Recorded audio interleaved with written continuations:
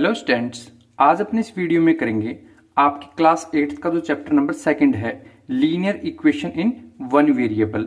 ये जो वीडियो होने वाली है ये आपकी बेसिक इंट्रो वीडियो रहेगी कि इस चैप्टर में हमें क्या क्या टर्म का यूज लेना है वो सब। तो सबसे पहले अपन यहाँ पर देखते हैं linear equation in one variable जो है चैप्टर का नेम, इसका मीनिंग क्या होता है। तो देखिए यहाँ पर अपना है linear equation in one variable. Okay, तो सबसे पहले समझिए इक्वेशन यानी मैथ के अकॉर्डिंग इक्वेशन किसे कहा जाता है। जब हम किसी नंबर को, जैसे मान लीजिए मैं नंबर लिखा 2x + 5, ठीक है, और इजिकल टू में मान लीजिए मैंने अपनी तरफ से कर लिया 13। तो इस तरीके से कुछ भी हमें जब गिवन डाटा दिया होता है एल्जेब्रिक फॉर्म में, वो भी इक्वल टू का साइन लगाकर, तब उसे एक इक्वेशन कहा जाता है। यानी कि 2x + 5 = 13 जो है ये हमारी एक इक्वेशन है। वहीं पर अगर अपन बात करें लीनियर की, तो लीनियर क्या होता है उसे समझिए। लीनियर का मतलब होता है 1। लीनियर का मतलब क्या है? 1 जिसकी पावर हो। यानी इसके अंदर जो आपको अल्फाबेट देंगे, अल्फाबेट कहां पर है? देखो 2 के बाद में x है तो ये अपना अल्फाबेट ही तो है, यानी ABCD का लेटर है कोई। तो इसके ऊपर यहां पर जो पावर होती है वो 1 हो तो हम उसे लीनियर कहेंगे। तो यानी ये जो कंप्लीट ये क्या है? एक इक्वेशन है। वहीं इसके अंदर जो वेरिएबल है, ये जो x होता है इसे क्या बोलते हैं? वेरिएबल।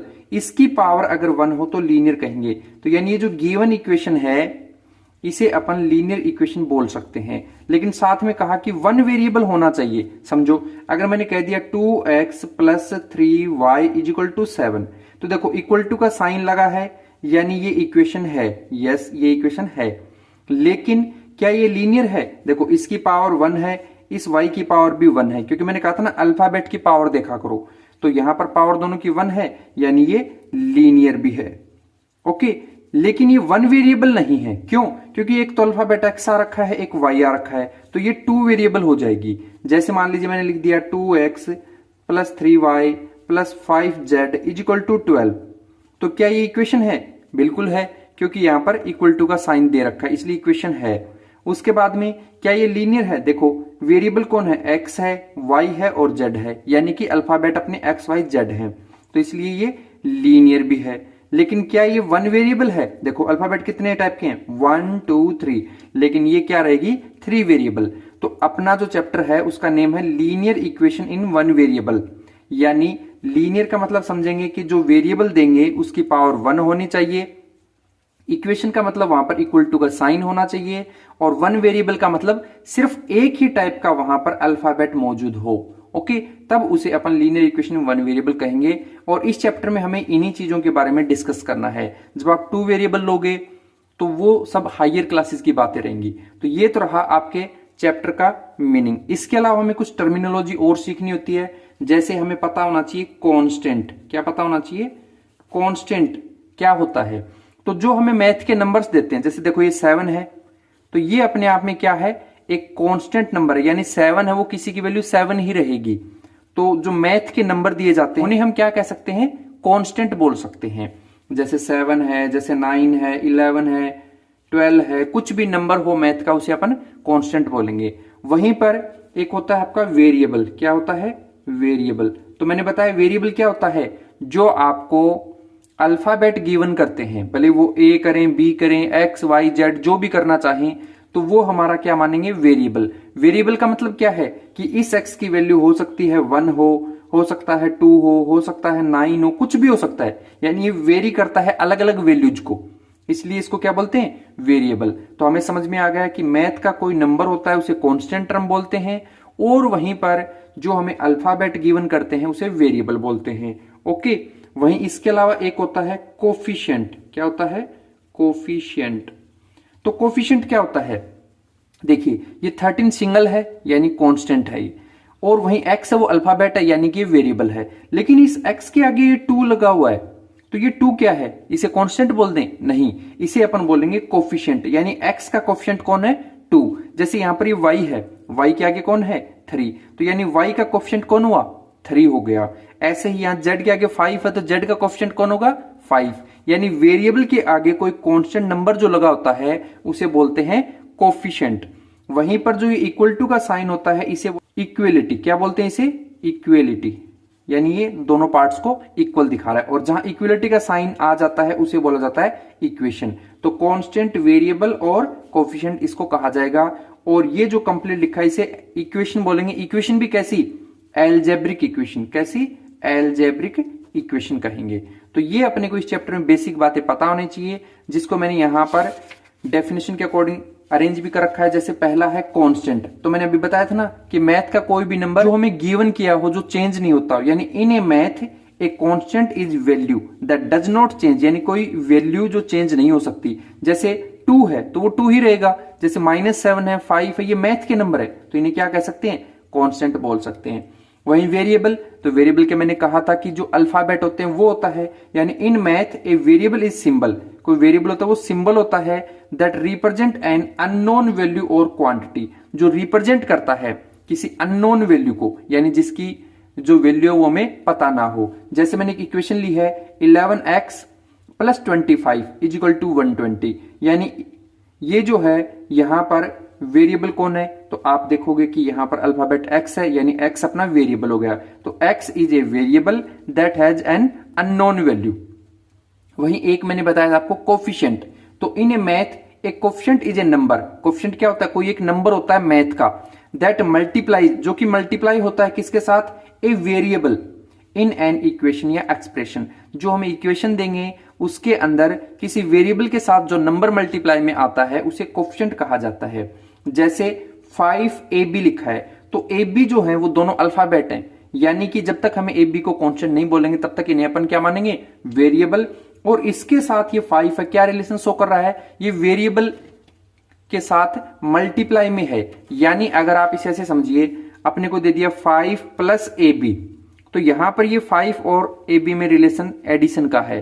अगर कहते हैं 5 - ab, तब भी ये नेगेटिव का साइन हमें बता रहा है कि माइनस का रिलेशन है। लेकिन अगर आपको बोल रहे 5ab, तो यहां कोई साइन नहीं है, इसका मतलब ये दोनों ab के साथ मल्टीप्लाई में आ रहा है, तो ab का कोफिशिएंट बोला जाएगा। क्यों, क्योंकि ab एक वेरिएबल है और 5 उसके साथ मल्टीप्लाई में है।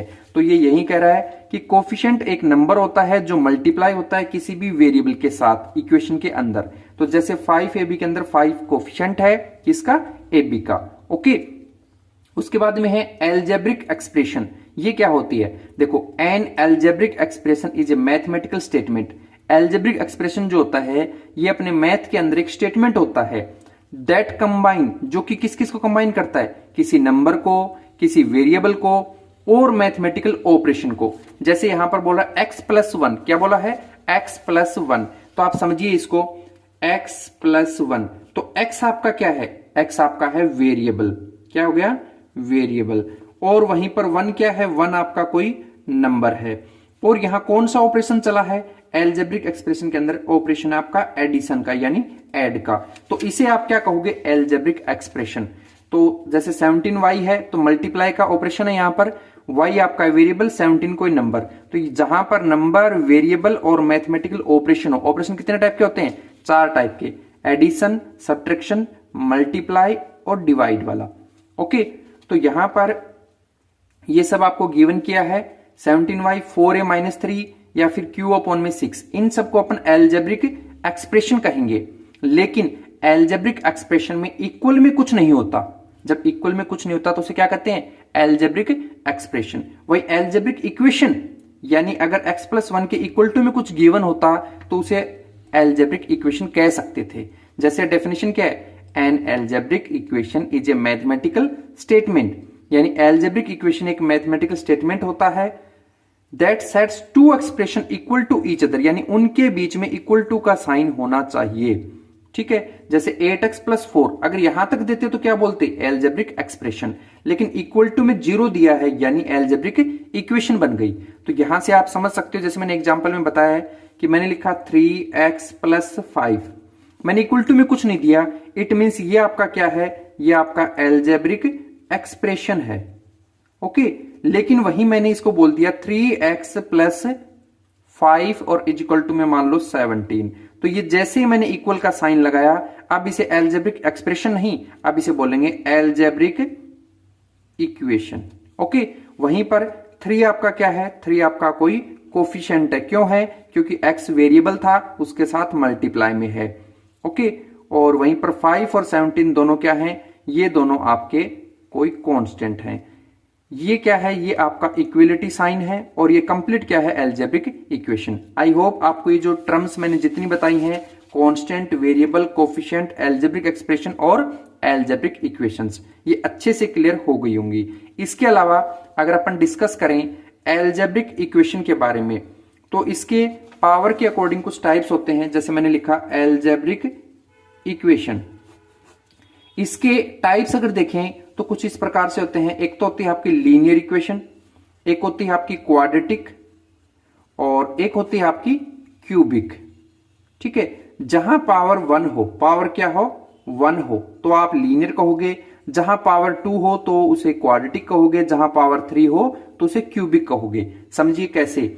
जैसे मान लीजिए मैंने लिखा x + 5 = में मैंने बोल दिया 7, यानी अलजेब्रिक इक्वेशन है, इक्वलिटी का साइन है, यानी अलजेब्रिक इक्वेशन है। x के ऊपर यहां पावर कितनी है? x के ऊपर जब पावर ना दी हो तो 1 मानते हैं, तो यानी कि ये जो अपने को गिवन किया है, ये कैसी इक्वेशन है?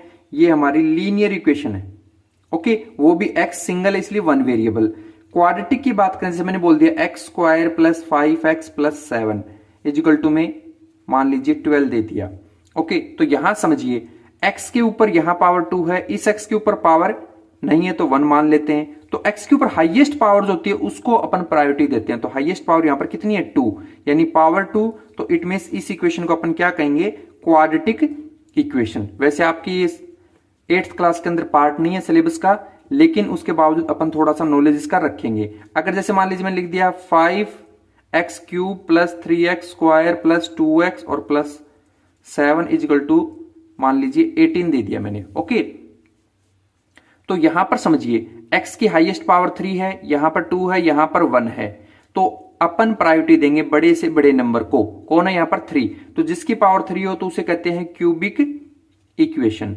तो आई होप आपको ये अच्छे से समझ में आ गया होगा कि लीनियर इक्वेशन इन 1 वेरिएबल के अंदर क्या कांस्टेंट होता है, क्या वेरिएबल होता है, क्या कोफिशिएंट होता है, और अलजेब्रिक एक्सप्रेशन और अलजेब्रिक इक्वेशन में क्या डिफरेंस है, और वहीं पर अलजेब्रिक इक्वेशन के जो 3 टाइप्स हैं वो क्या क्या होते हैं। आई होप आपको ये बातें अच्छे से क्लियर हो गई होंगी। अब अपन देखते हैं सॉल्यूशन कैसे निकालें, है ना। तो मैं यहां पर अगला पार्ट ले लेता हूं, सॉल्यूशन ऑफ अलजेब्रिक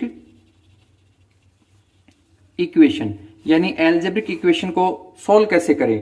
तो यहां पर इसके सोल्व करने के 2 मेथड आपकी बुक में दिए हुए हैं।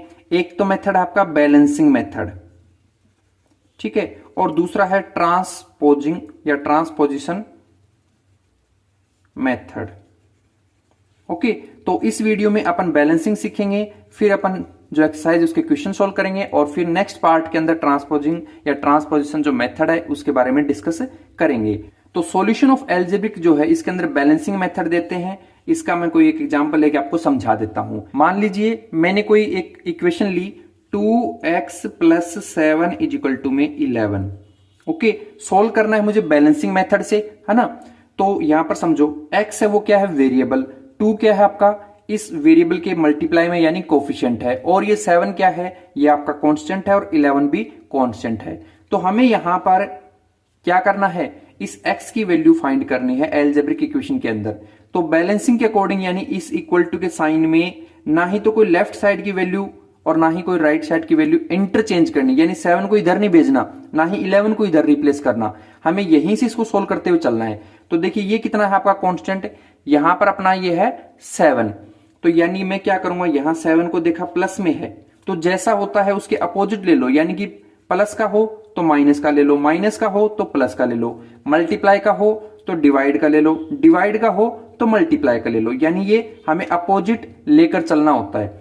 जैसे यहां पर 7 है प्लस का, तो मुझे क्या लेना है? प्लस के बजाय माइनस का। कितना? 7 ही लूंगा। तो मैंने लिखा 2x + 7, ये तो मुझे गिवन किया था ना। अब ये जो 7 है इसको मैं यहां पर लिख दूंगा माइनस का लेकर, क्योंकि यहां पर जो कांस्टेंट वैसा ही लिया। इक्वल टू में क्या है? 11। लेकिन जो 7 मैंने यहां पर माइनस किया वो इधर भी करना है, क्योंकि मुझे यहां पर इसको बैलेंस रखना है, यानी दोनों तरफ इक्वल काम करेंगे। अब देखो ये 7 प्लस का ये माइनस का दानू कैंसिल हो गया यानी 0 आ गया, बचा क्या यहां से सिर्फ 2x।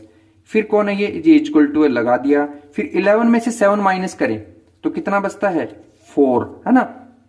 अब देखिए अब हम इस 2 को इधर रिप्लेस कर दें तो हमें x की वैल्यू मिल जाएगी, क्योंकि हमें x को सिंगल करना होता है।